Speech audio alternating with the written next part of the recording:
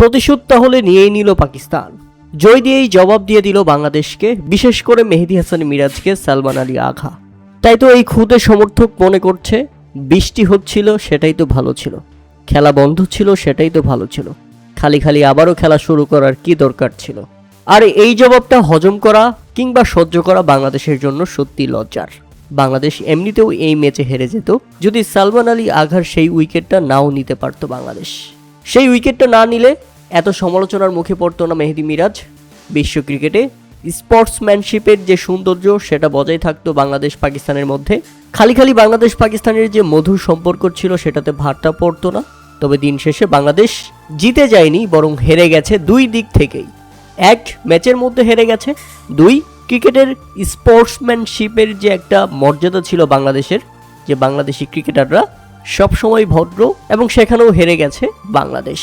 এই কথাগুলো আমি বলছি না, এই কথাগুলো বলছে পাকিস্তানের সাবেক ক্রিকেটাররা, যারা মেহেদী মিরাজ এবং বাংলাদেশের এই অমানবিক রান আউট নিয়ে প্রশ্ন তুলেছেন। তবে যাই হোক, ম্যাচে ফিরি। প্রথমে ব্যাটিং করতে নেমে নির্ধারিত 50 ওভারও ব্যাটিং করতে পারেনি পাকিস্তান। 274 রানের মধ্যে অল আউট হয়ে গেছে। দলের হয়ে সর্বোচ্চ মাঝ সাদাকাত খেলেন 43 বলে 75 রানের দারুণ ইনিংসে, এবং দ্বিতীয় সর্বোচ্চ 62 বলে 64 রান করে আউট হন সালমান আলী আঘা। বিতর্কিত সেই আউট যেটা করেছিলেন মেহেদী হাসান মিরাজ। এরপর জবাবে ব্যাটিং করতে নেমে বাংলাদেশের শুরুটা একেবারেই বাজে। পরপর 2 বলে 2 উইকেট হারিয়ে ফেলে বাংলাদেশ। ফিরে যান তানজিদ হাসান তামিম এবং সাইফ হাসান। 2 ওপেনার ফিরলে সুবিধা করতে পারেনি নাজমুল হোসেন শান্ত, তিনি তো আরও ব্যর্থ।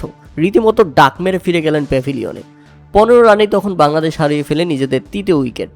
এরপর বৃষ্টির পর সঙ্গে নিয়ে যেভাবে খেলছিলেন লিটন কুমার দাস, তাতে মনে হচ্ছিল বাংলাদেশ 32 ওভারে 243 রানও চেজ করে জিতবে। স্বপ্ন দেখাচ্ছিলেন লিটন দাস, কিন্তু না, লিটন দাসকে ফিরিয়ে দিলেন মাঝ সাদাকাত। পার্ট টাইম বোলার হিসেবে বোলিং করতে এসে মাঝ সাদাকাত পরপর 3 উইকেট নিয়ে বাংলাদেশের কোমর ভেঙে দেন। উইকেটে এসে বাজেভাবে হতাশ করেন আফিফ হোসেন ধ্রুব, মেহেদী হাসান মিরাজ, এরপরে সকল ব্যাটসম্যানরা। তাই তো বাংলাদেশ আর ঘুরে দাঁড়াতে পারেনি। শেষ পর্যন্ত লজ্জাজনকভাবে হেরে গেছে পাকিস্তানের বিপক্ষে দ্বিতীয় ওয়ানডে ম্যাচে। পাকিস্তান অল আউট হয়েছিল মাত্র 114 রানে। ঠিক দ্বিতীয় ওয়ানডে ম্যাচেও বাংলাদেশকে 114 রানে অল আউট করে দিয়ে প্রতিশোধ নিয়ে নিল পাকিস্তান।